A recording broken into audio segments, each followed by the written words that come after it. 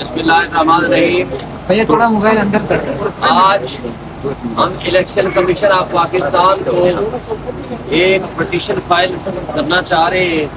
वो पटिशन है under article 218 sub article 3 और आर्टिकल 220 के तहत आर्टिकल 218 सब आर्टिकल 3 पाबंद करता है, ये कॉन्स्टिट्यूशनल जिम्मेदारी है, रिस्पॉन्सिबिलिटी एंड ड्यूटी है इलेक्शन कमीशन की कि वो फ्री एंड फेयर इलेक्शन कराए और ऐसी अरेंजमेंट्स करे जिसमें तमाम पोलिटिकल पार्टीज को फेयरली ऑनेस्टली अपने इलेक्शन प्रोसेस में पार्टिसिपेट करने का मौका मिले। और आर्टिकल 220 ये पावर देता है और जिम्मेदारी देता है इलेक्शन कमीशन को कि तमाम इदारे उनके पाबंद होंगे वो फ्री एंड फेयर इलेक्शंस कराने के लिए। उस मकसद के तहत आज हम ये एप्लीकेशन दे रहे हैं कि हमारे founder chairman mister Imran Khan इस वक्त वो जेल में है। फाउंडर चेयरमैन इमरान खान के साथ हमने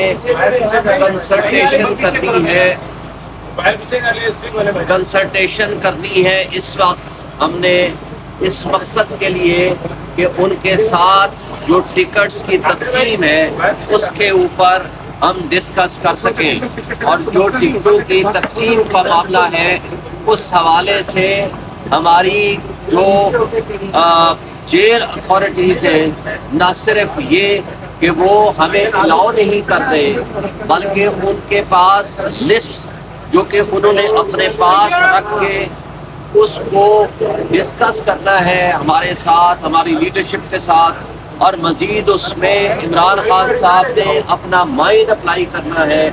उस हवाले से इसमें बहुत ज़्यादा हमारे लिए रुकावटें हैं। ना सिर्फ ये कि इमरान खान के साथ हम टिकटों की तकसीम के हवाले से हमारी कंसल्टेशन के रास्ते में रुकावटें हैं, बल्कि सूरत हाल ये है कि आज जब जेल के ट्रायल के लिए इलेक्शन कमीशन ऑफ पाकिस्तान वहाँ पहुँचा तो हम भी नहीं जा सके और एडवोकेट जनरल भी वहाँ पहुँच नहीं सका और हमारे लिए कोई आधा घंटा हमारी फाइलों की तलाशी ली गई और एक एक कागज़ को बल्कि कोई स्कैन किया गया, फिर उसको पढ़ा गया, उसको उलट पुलट किया गया और इस अंदाज से हमारे लिए रास्तों में रुकावटें डाली कि हम कोर्ट तक पहुंच ना पाए। ये वो रास्ते, ये वो तरीक़ाकार है जो हम समझते हैं कि इमरान खान के रास्ते में उनको इंसाफ मुहैया करने में जिन इदारों की जिम्मेदारी है कि उनको इंसाफ मुहैया करें वो अपनी जिम्मेदारी अदा करने से कासिर हैं। आज एक अहम बात यह है कि इलेक्शन कमीशन के शेड्यूल आने के बावजूद हमारे लोगों के खिलाफ 3 MPO के आर्डर्स भी आ रहे हैं, हमारे लोगों के खिलाफ वर्कर्स कन्वेंशन करने पे भी पर्चे कट रहे हैं, पॉलिटिकल एक्टिविटी करने पे भी हमारे खिलाफ FIR कट रही हैं, हमारे लोगों को अगवा बराए बयान का सिलसिला जारी हो सारी है। और पिछले दिनों कल बल्कि उस्मान डार की वालदा साहिबा के घर में घुस के जिस अंदाज से पंजाब पुलिस ने तशद्दुद किया है, चादर चारदीवारी की पाबंदी की है, ये बहुत ही गलत हरकत की है।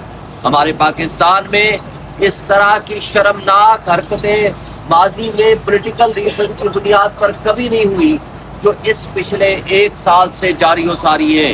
ये वो चीज़ें हैं जो आज पूरा पाकिस्तान देख रहा है, ना सिर्फ पाकिस्तान बल्कि international media, local media, digital media, electronic media सब देख रहे हैं। और पाकिस्तानी कौम इस जुल्म, बर्बरियत और जबर की हालत में इलेक्शन के प्रोसेस में जा रही है। लेकिन इस सब कुछ के बावजूद हम समझते हैं कि इंशाअल्लाह PTI इलेक्शन जीतेगी। लेकिन हमारा इलेक्शन कमीशन से ये मुतालबा है कि देखें, आपका कानून और इंसाफ दोहरा मेयार आपका नहीं होना चाहिए। तमाम इदारे, तमाम लोकल अथॉरिटीज़, डिस्ट्रिक्ट एडमिनिस्ट्रेशन और provincial and federal care taker setup, ये सारे के सारे हमारे साथ इम्तियाजी सलूक कर रहे हैं, हमारे साथ तफरीक कर रहे हैं, हमें वो लेवल प्लेइंग फील्ड नहीं दे रहे जो बाकी पॉलिटिकल पार्टीज को है।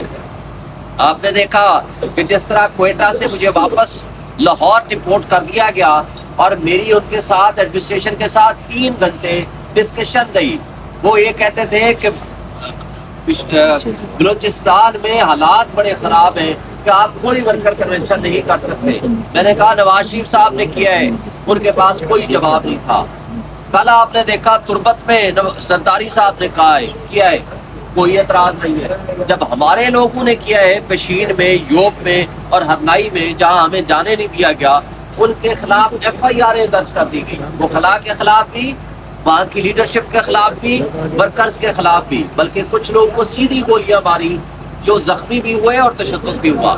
لیکن یہ جو طرز عمل کر رہی ہیں باقی تمام ادارے, اگر الیکشن کمیشن بھی دوہرا معیار رکھے گا تو لوگوں کا اداروں کے اوپر سے ٹرسٹ اٹھ جائے گا.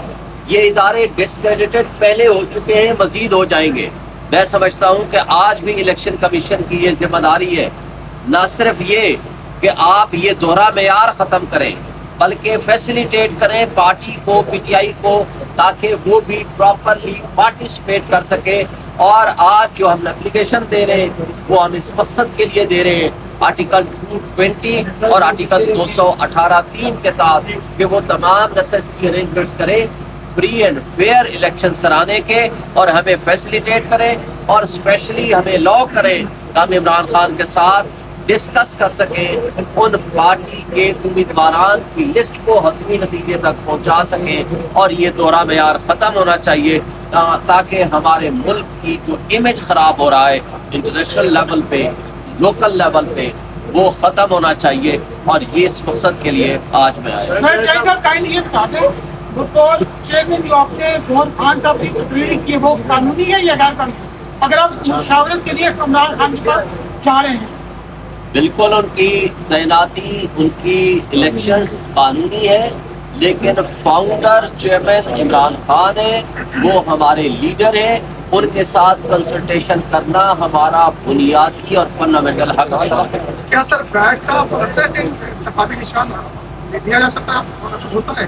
اور نیکسٹ آپ کے پاس اسٹریٹجی کیا ہے؟ دیکھیں, الیکشن کمیشن آف پاکستان نے تمام پولیٹیکل پارٹیز کے انٹر پارٹی الیکشن ایکسیپٹ کیے, اسی طرح جس طرح ہمارے ہوئے.